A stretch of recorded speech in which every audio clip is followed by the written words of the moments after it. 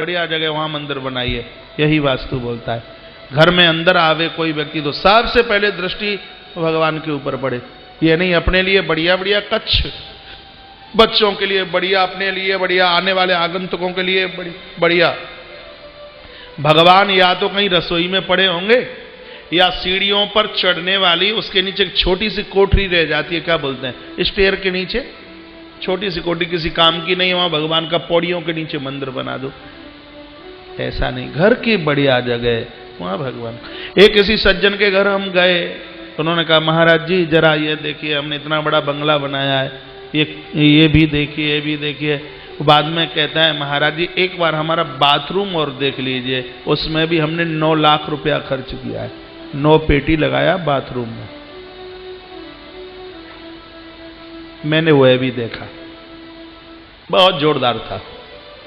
सब देखते देखते मैंने कहा लाला जी जरा अपना मंदिर और दिखा दीजिए, क्योंकि रसोई और मंदिर ये दोनों देखने की मेरी बड़ी आदत है।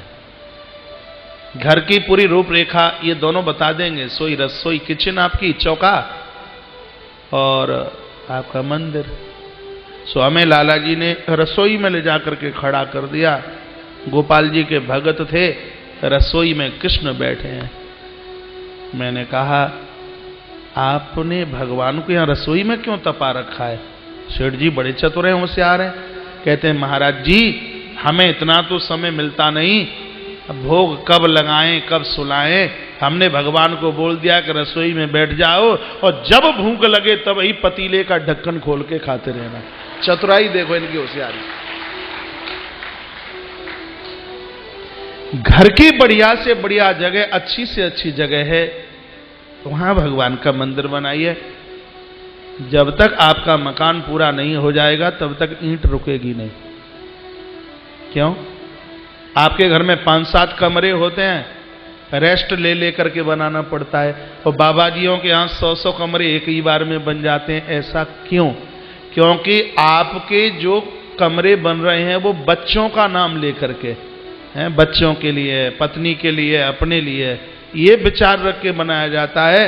और संतों के यहाँ आश्रमों में जो कमरे बनते हैं वो परमार्थ के लिए बनाए जाते हैं, इसलिए ईंट बंद नहीं होती, चलती रहती है, चलती रहती है। रहने को तो आपको अपने आप ही मिल जाएगा, भोजन मिलेगा तो भूख तो अपने आप समाप्त होगी। परमात्मा के नाम से बनाओगे तो भी तो वो तुम्हारे ही लिए है, और वो किसके लिए है?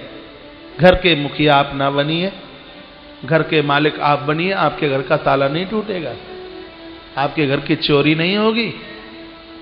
लेकिन उसको आप भगवान का मानिए तो सही। हम नकली भाषा करते हैं। भगवान कितनी बड़ी बात कहते हैं, कहा मैं तो अपना घर समझ करके चला आया। गोपी यदि घर तेरा है तो तेरी सौगंध द्वारा से मैं इस घर में नहीं आऊंगा। कितने बोले हैं भगवान। इसलिए आपके पास जो है वह भगवान का है, उसको परमात्मा का मानिए, ईश्वर का उसको मानिए। गोपी ने कहा ये तुम्हारा मुंह कैसे बिगड़ेगा, तुमने चोरी नहीं करी तो? कृष्ण कहते हैं मैंने मटकी का ढक्कन खोला तो इसमें मुझे बहुत सी चींटी नजर आई। मैंने सोची ये कुछ वृंदावन की टूटी फूटी भाषा आपकी समझ में आ रही है। मैंने सोची गोपी यमुना के किनारे पानी भरवे के काजे गई है, मटकी में चींटी कब तक आवेगी और कब तक वो चींटियां बीनेगी। तो हमने यूं सोची कि चींटी हम बीन दें और मक्खन गुड़ निकाल लेगी। तासो हम तो तुम्हारा सहयोग ही तो कर रहे थे, हम मटकी में सो चींटी बीन रहे। मटकी नाम हृदय का है, प्रेम नाम मक्खन का है, चींटी नाम राग द्वेष का है। प्रेम के मक्खन में परमात्मा राग द्वेष की चींटियां नहीं रहने देते। भगवान ने कहा इसलिए हम चींटी भी ले।